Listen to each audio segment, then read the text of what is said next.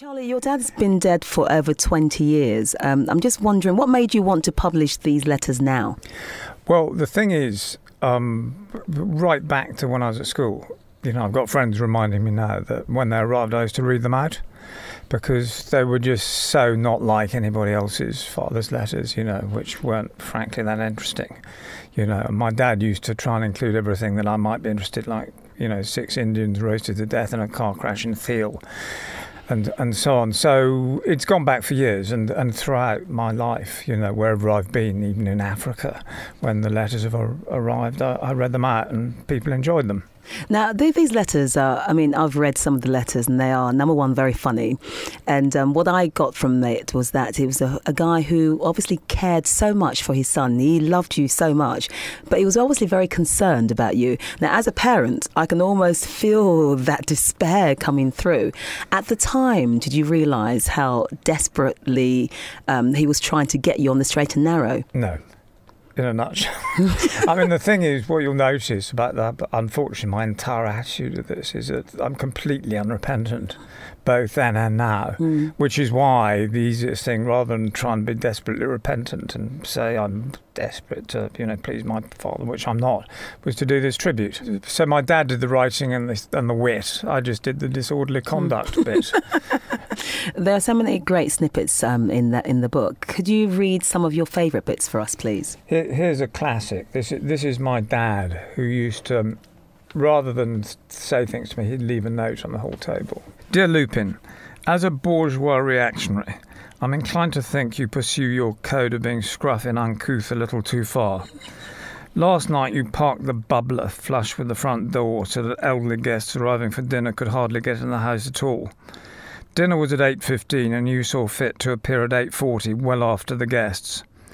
Even allowing for the fact that you cannot yet tie a bow tie, a sweat rag coiled round your neck is a somewhat unattractive form of evening dress.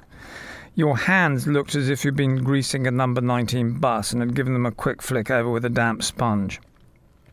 When called to the telephone, you saw fit to stay away for 15 minutes, hardly a compliment to your neighbours at the dinner table. I don't expect you to be a second Lord Chesterfield, but I rather wish that in appearance and conduct you were rather less typical of a transport cafe on the Great North Road. Don't get into trouble tonight, your affectionate father. And the bubbler was my purple bubble car with faux tiger skin seat covers.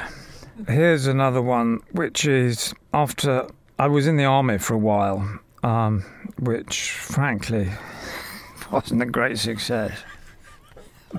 But I don't know if we need to go into all that. And afterwards, I ended up living in Devon. And a friend of mine had a sort of massive old stately home, which was really a vision of decaying grandeur. And I rented a wing of it for £4 a week. So I got this letter from my dad. Dear Lupin, I suppose that writing a serious letter to you is about as effective as attempting to kick a 30-ton block of concrete in bedroom slippers, but I'm a glutton for punishment as far as you are concerned. I may be wrong, you told me very little, but you seem to be drifting along in a thoroughly aimless fashion with no plans for the future at all. When I'm asked what you're doing, I don't know whether to say part-time farm labourer or second-hand car spiv. The unfortunate truth is that in an era of growing unemployment, you have no qualifications and a poor record. I really think you'd be well advised to go to Australia for 3 or 4 years.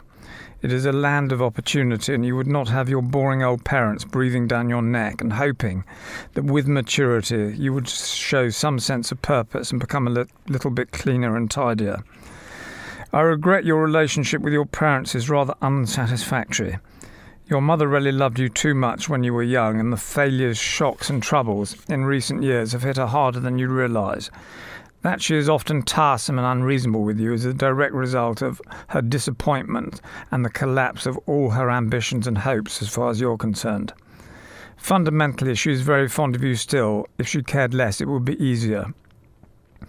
For myself, I'm more philosophic, being by nature pessimistic and always anticipating bad rather than good.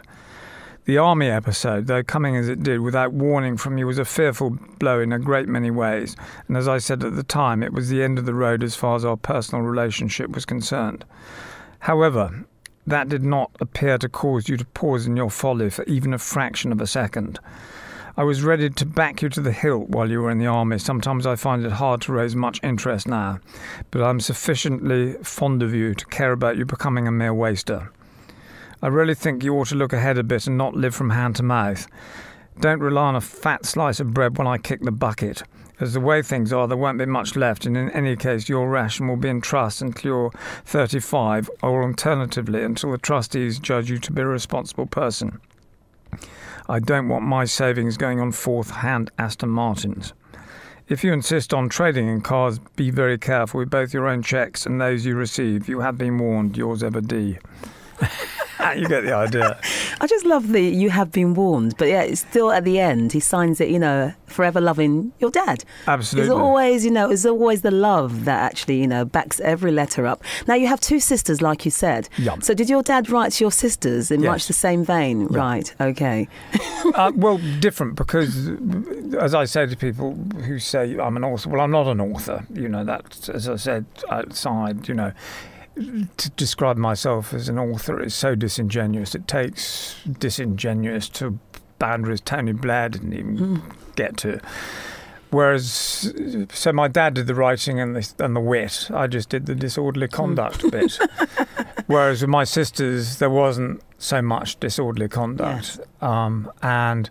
But they're very different. They're fun, but they're different. Whereas with my letters, there's a bit more of a story going through. Yes. Because people are interested that, on the next minute I seem to have eaten my passport in a discotheque and been arrested, or sung Blue Suede Shoes at Sotheby's when Elvis Presley died, or whatever, Yeah. You mentioned the army. You went in the army. And but I remember from the book itself, your dad gave you two options: go into the army, or he was going to buy you a one-way ticket to Australia. Yes. Why did you choose the army? Well, it wasn't that cool to go to Australia back in the 1960s. And I don't know, the army just seemed to be a convenient... It was a bit rash. Sometimes one has a bit of a panic attack. I think if I've got any criticism whatsoever of my parents, which is very little, I think we all should have had a breathing space, cooling off period. And had I gone into I went into the Coldstream Guards, great regiment, but I can't really walk. So, to go in the Guards was insane, because the marching, I'd find myself marching with both arms. The sergeant major shouted, "As for you, Mr. Mortimer, you're marching like a donkey with an hard-on." So you can imagine how undignified picture I was. Whereas I was great at driving in cars and mechanics. Had I gone into a tank or cavalry, I probably would have had a time of my life. But you weren't marching backwards, because you mentioned throwing the balls. Well, you say that. I mean, I don't think people realise, but like when you do guard duty outside Buckingham Palace, you stand in a sentry box and you both turn your respective right and you march without looking at each other for 20 paces. Well, I've got such bad attention, I just carry on. About 40 paces on, I'd suddenly like, oh, Christ, I was meant to have turned round. So it wasn't going to... It wasn't really going to pan out. Yeah. Can you see a follow-up to this at all, Charlie? I mean, because there's so much... No? Not in a minute, no. Because the thing is that I can't write, I can write a half a page of drivel, but I'm not an author.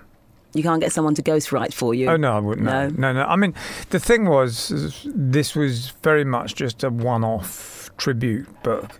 And the fact that it's done well, is, I find, literally astonishing. And that's not me trying to be modest about it.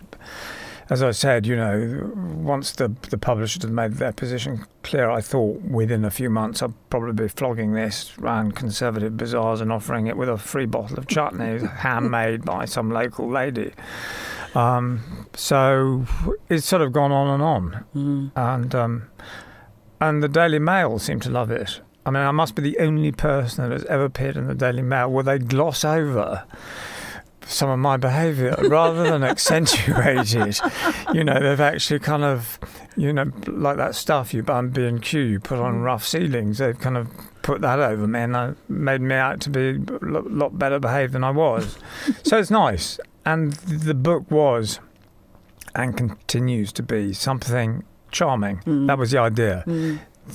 I tried not to say a bad word about anybody, you know. So to have something from me that's rather charming is an all-time first, frankly. Brilliant. Charlie, thank you so much. You know, I must say that you have your dad's wit. Yeah, Well, you definitely do. Well, it's nice of you to say so. But Thanks, Charlie. no, thank you.